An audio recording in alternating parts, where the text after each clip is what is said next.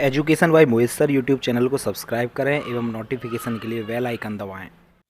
Hello friends, आज हम जानेंगे कि वैक्सीन हमारे बॉडी के अंदर कैसे काम करती है और कौन कौन सी वैक्सीन मार्केट में है और वैक्सीन हमें लगवानी चाहिए या नहीं लगवानी चाहिए। देखो, एक्चुअली कोरोना वायरस जो होता है ये इस तरह की शेप में पाया जाता है।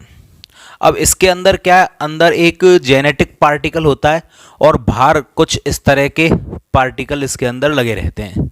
ये जो बाहर की ओर इसमें पाए जाते हैं इनको बोला जाता है स्पाइक प्रोटीन, और जो अंदर वाला भाग होता है ये आनुवांशिक पदार्थ होता है, जेनेटिक मटेरियल जिसको बोलते हैं अपन। ये आनुवांशिक पदार्थ होता है। अब जैसे ही कोरोना वायरस हमारी बॉडी के अंदर एंट्री करता है तो ये नाक के या मुंह के माध्यम से हमारे शरीर में अंदर जाता है, और जब ये हमारे बॉडी के अंदर जाता है तो जैसे ही नाक के माध्यम से अंदर गया तो हमारी क्या है, स्किन जो होती है वो काफ़ी रफ होती है, जो इसको अंदर एंट्री नहीं देती है। लेकिन फेफड़ों की जो ऊपर की सेल मेम्ब्रेन होती है वो क्या बहुत सॉफ्ट होती है, और उसमें जैसे मान चलो ये फेफड़ों की स्किन है अंदर की, तो इस पर कुछ ग्राही भाग पाए जाते हैं जिन्हें एक्सेप्टर बोलते हैं अपन। इस तरह के ग्राही भाग होते हैं, ये एक्सेप्टर कहलाते हैं, और ये क्या है, एक्सेप्ट करते हैं कोई भी भारी चीज़ आती है। अब कोरोना वायरस जैसे ही हमारी बॉडी के अंदर जाता है तो ये जो इसके स्पाइक प्रोटीन होते हैं ये वाले, ये स्पाइक प्रोटीन क्या करते हैं, इस एक्सेप्टर से चिपक जाते हैं, और एक्सेप्टर से जब ये चिपक जाएंगे तो कोरोना वायरस क्या है, हमारी बॉडी के अंदर यहाँ से प्रवेश कर जाता है, लेकिन स्किन में से होकर प्रवेश नहीं कर पाता है। स्किन जो होती है ना, ये सेमी पेम्ब्रेबल मेम्ब्रेन की बनी होती है, अर्ध पारगम्य झिल्ली होती है, जो कि ऐसी आने वाली भारी चीज़ों को अंदर जाने नहीं देती है। लेकिन ये जो ग्राही होते हैं, एक्सेप्टर जो होते हैं, ये एक्सेप्टर कोरोना वायरस को ग्रहण कर जाते हैं, और ये कोरोना वायरस हमारे फेफड़ों में इन एक्सेप्टर यानी ग्राही अंगों से होता हुआ अंदर पहुंच जाता है। अब जैसे ही ये हमारे शरीर के अंदर पहुंचता है तो इसका स्वागत सबसे पहले कौन करता है, हमारी बॉडी के अंदर पाए जाने वाला न्यूक्लियस इसका स्वागत करता है। ये न्यूक्लियस है। अब जैसे ही ये कोरोना वायरस अंदर आया तो न्यूक्लियस देखता है कि भाई कोई ना कोई चीज़ अंदर आई है। अब जैसे हमारे घर में छोटे बच्चे होते हैं, उनको खाने को आप कोई भी चीज़ दे दो तो वो तो क्या सोचेंगे कि बड़े ने खाने को दिया है और जो भी खाने को दिया है वो हमारे लिए अच्छा ही होगा, और वो तो उसको खा जाएंगे। उनको जान पहचान नहीं है कि वो अच्छी चीज़ है या बेकार चीज़ है। लेकिन यदि तुम लोगों को कुछ भी खाने पीने के लिए दिया जाए तो तुम पहले परख करोगे खाने योग्य है या नहीं है।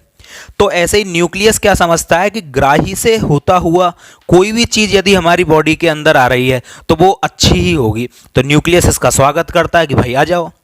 अब न्यूक्लियस के पास जब आने के बाद ये यहाँ से न्यूक्लियस से पूछता है कि भाई न्यूक्लियस मुझे तो ये बता कि राइबोसोम कहाँ है। अब राइबोसोम क्या होता है, तो ये सबसे पहले न्यूक्लियस के बाद सीधा जाता है राइबोसोम के पास। ये राइबोसोम क्या होता है, प्रोटीन निर्माण का काम करता है। हमारी बॉडी के अंदर लगभग 280 मजदूर लगातार प्रोटीन बनाने का काम करते रहते हैं। अब ये राइबोसोम के पास जाता है अंदर आकर कोरोना।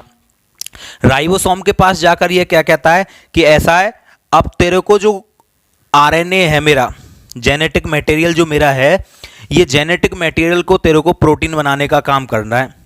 अब राइबोसोम जो कल तक किस हमारी बॉडी के लिए प्रोटीन बना रहा था, आज जैसे ही कोरोना की एंट्री हमारी बॉडी के अंदर हो जाती है तो प्रोटीन बनाने का काम अब राइबोसोम जो है हमारी बॉडी के लिए नहीं करता। अब वो आरएनए निर्माण का काम चालू कर देता है। किसके लिए, कोरोना के लिए। और यहाँ से धड़ाधड़ धड़ाधड़ धड़ाधड़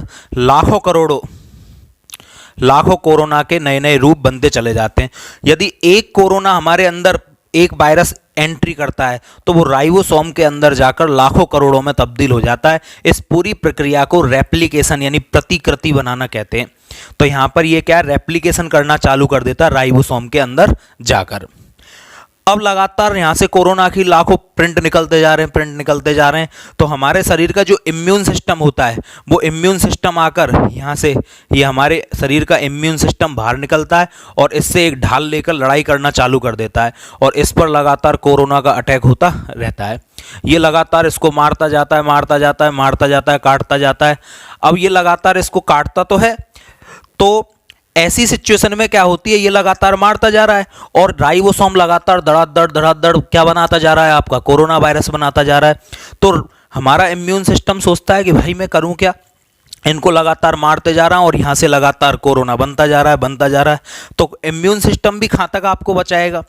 तो हमारे इम्यून सिस्टम की एक विशेषता होती है, जब भी कोई परजीवी से, वायरस से, जीवाणु से ये लड़ाई करता है तो उस समय शरीर के टेम्परेचर को बढ़ा देता है। टेम्परेचर बढ़ने से क्या होता है, हल्की फुल्की चीज़ें तो वैसे ही ख़त्म हो जाती हैं। तो इम्यून सिस्टम लगातार यहाँ पर काम करता रहता है। अब इम्यून सिस्टम सोचता है कि भाई ऐसे तो पार पड़ेगी नहीं। अब इम्यून सिस्टम से न्यूक्लियस कहता है कि भाई तू लगातार इसको मारते जा, मारते जा। मारने से होगा क्या, यहाँ तो लाइबोसोम लगातार लाखों करोड़ों क्या बनाता जा रहा है, इसके नए प्रतिकृति बनाता जा रहा है, रेप्लिकेशन करता जा रहा है और लगातार कोरोना बढ़ता जाएगा। तो इस तरह से तो काम बनने वाला है नहीं। तो इसको सजेशन मिलता है इम्यून सिस्टम को कि इस कोरोना वायरस को तो बॉडी के अंदर आने से ही यदि रोक दिया जाए, फेफड़ों के अंदर जाने से रोक दिया जाए, तो फेफड़ों के अंदर ये आएगा ही नहीं और हमारा राइबोसोम लगातार नए नए कोरोना बनाएगा नहीं, और लगातार नए कोरोना वायरस नहीं बनेंगे तो इस सिचुएशन में क्या होगा, कोरोना से हम बच जाएंगे। तो ऐसी स्थिति में हमारा जो ये सिस्टम है, इम्यून सिस्टम, ये एंटीबॉडी बनाने लगता है।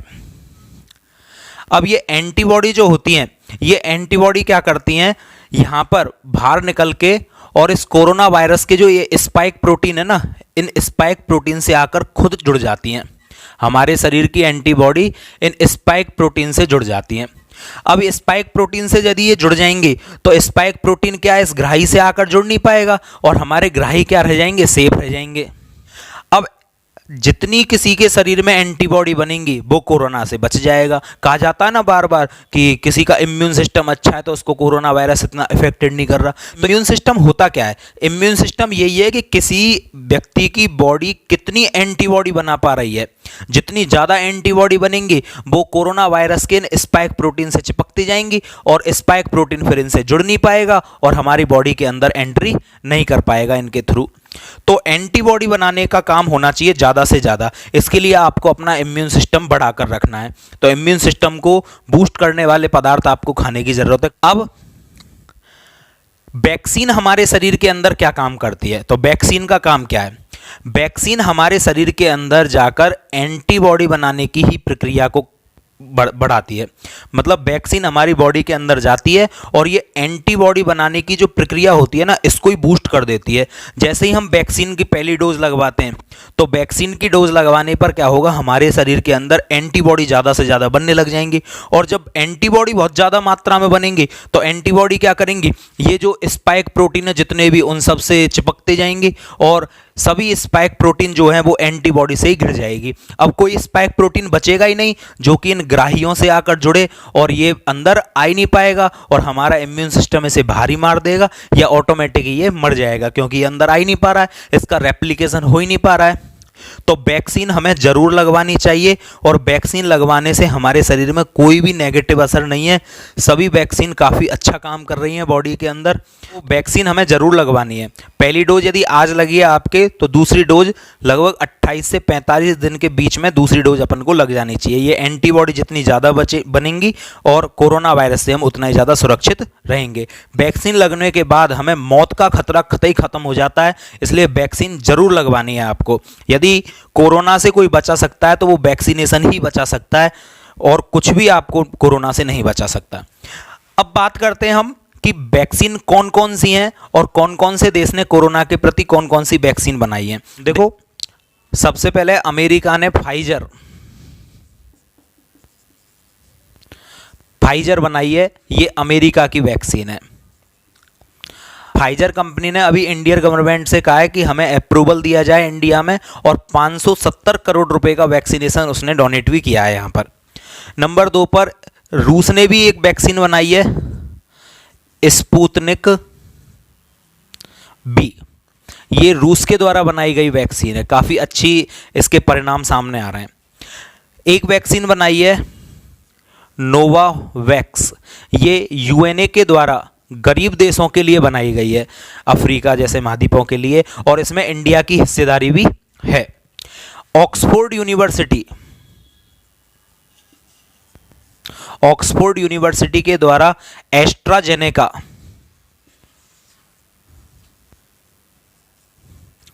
ऑक्सफोर्ड यूनिवर्सिटी के द्वारा एस्ट्राजेनेका बनाई गई है, जो कि इंडिया में सीरम इंस्टीट्यूट के द्वारा इसी को ही उत्पादन किया जा रहा है और इसी को ही हमारे देश में कोविशील्ड के नाम से जाना जाता है। कोविशील्ड के नाम से जाना जाता है। और एक भारत बायोटेक के द्वारा पूर्ण रूपेण मेड इन इंडिया वैक्सीन बनाई गई है, जो कि आप काफी अच्छे ढंग से जानते हो। इसे ये भारत की बनी हुई वैक्सीन है। अब इन वैक्सीनों में डिफरेंस क्या है? देखो, ये जितनी भी वैक्सीन है जो कि विदेशों से बनी हुई है, ये सभी वैक्सीन आरएनए वैक्सीन है। ये सभी क्या है? आरएनए वैक्सीन है। जबकि इंडिया में बनी हुई वैक्सीन इनसे थोड़ी सी अलग पैटर्न पर है। अब आरएनए वैक्सीन में क्या है, जैसे सबसे पहले तो कोरोना वायरस की पहचान ही नहीं हुई थी कि कोरोना वायरस है क्या चीज़ है। लेकिन जब कोरोना वायरस को पहचान लिया गया तो बाद में पता चला कोरोना के अंदर एक जेनेटिक मटेरियल पाया जाता है जिसे आरएनए बोला जाता है। ये आरएनए बेस्ड वायरस है। तो इसके आरएनए को निकाला गया और इसके जैसा एक फोटोकॉपी आरएनए, डुप्लीकेट आरएनए बनाया गया और इस जैसा ही एक डुप्लीकेट आरएनए बनाकर बिल्कुल हल्के अमाउंट में, जो कि हमारे शरीर के लिए खतरा उत्पन्न नहीं करे, उस जैसा डुप्लीकेट कम खतरनाक या बहुत कम खतरनाक आरएनए बिल्कुल इस जैसा ही हमारी बॉडी के अंदर प्रवेश करवाया जाता है। फिर हमारी बॉडी उससे इम्यून हो जाती है और एंटीबॉडी उत्पन्न करने लगती है, उसको मारने लगती है। तो इस पैटर्न पर तो ये सभी वैक्सीन आधारित हैं जो कि विदेशी कंपनियों के द्वारा बनाई गई है। पर हमारा इंडिया तो शुरू से जुगाड़ पद्धति पे चलता है, आपको पता है। हालांकि हमारे लिए गर्व की बात है, इंडिया ने बिल्कुल अलग पैटर्न पर वैक्सीन का निर्माण किया है। इंडिया ने क्या किया है, भारत बायोटेक ने कोवैक्सीन के अंदर जो कोरोना वायरस है ओरिजिनल, उसको ही बहुत हल्का कर दिया, उसी को बिल्कुल कतई ख़त्म सा कर दिया, बिल्कुल मरा टूटा सा कोरोना वायरस बना के उसी को बिल्कुल उसकी क्षमता को घटाकर और उसको ही टीके के रूप में उसमें भर दिया है। और बिल्कुल हल्की क्वांटिटी का बहुत मरा टूटा सा कोरोना वायरस तुम्हारी बॉडी के अंदर डाला जाता है कोवैक्सीन के माध्यम से। और ये कोवैक्सीन जब हमारी बॉडी के अंदर जाती है तो बिल्कुल दुर्बल क्षमता वाला जो वायरस जाएगा तो पहले ही वो मरा टूटा सा है, उसकी फोटोकॉपी बनेगी वो और भी, राइबोसोम जो नया डीएनए बनाए आरएनए बनाएगा उसका वो और भी मरा टूटा सा होगा। तो हमारा जो इम्यून सिस्टम है उसे तुरंत जाके मार धाड़ कर देगा और काट देगा, उसे ख़त्म कर देगा। तो ऐसी इस सिचुएशन में जब हमारे अंदर इम्यून सिस्टम इतना ज़्यादा हो जाता है, जैसे ही कोरोना तुम्हारे अंदर, मान के चलो कोवैक्सीन लगने के बाद में कोरोना कभी शरीर में आया भी, तो हमारा इम्यून सिस्टम सोचता है कि अरे इसको तो मैं पहले ही मार चुका हूं, और आकर इसको दोबारा से एंटीबॉडी बनाकर मार देता है। तो भारत बायोटेक ने क्या है, बिल्कुल उसी कोरोना का बिल्कुल हल्का रूप टीके के रूप में डालकर वैक्सीन के अंदर हमारे शरीर के अंदर एंट्री करवाई जाती है। तो बहुत अलग ही कॉन्सेप्ट में कोवैक्सीन बनी है। अब सभी वैक्सीन अच्छी हैं तो हमें कोई सी भी लगवा लेनी चाहिए, पर स्पुतनिक तो हमारे देश में आ चुकी है जो कि रूस के द्वारा भेजी जा रही है। इसकी एक्यूरेसी भी 91% तक आ रही है, तो ये वैक्सीन भी सबसे अच्छी है। फाइजर हमारे देश में अभी अप्रूवल नहीं है, लेकिन फाइजर को -170 डिग्री सेंटीग्रेड पर रखना पड़ता है, तो इतनी व्यवस्था हमारे पास अभी तक ऐसी है नहीं है। नोवावैक्स गरीब देशों के लिए बनाई गई है और ये कोवाशील्ड और कोवैक्सीन हमारे लिए लगी रही हैं। तो सभी वैक्सीन अच्छी हैं। एक वैज्ञानिक शोध में ये पाया गया है कि पहली वैक्सीन यदि आपके कोविशील्ड की लगे तो दूसरी वैक्सीन यदि कोवैक्सीन की लगे तो उसकी एक्यूरेसी और भी अच्छी आती है। अब हमारी इंडियन गवर्नमेंट को भी ऐसा ही करना चाहिए कि पहला डोज किसी और का दे, दूसरा डोज किसी और का दे। हालांकि सबसे पहली बात है वैक्सीन लगे, वैक्सीन लगने से ही कोरोना से आप बचोगे। तो वैक्सीनेशन जरूर करवाओ और इस वीडियो को ज़्यादा से ज़्यादा शेयर करें, चैनल को हमारे को सब्सक्राइब करें। Thank you.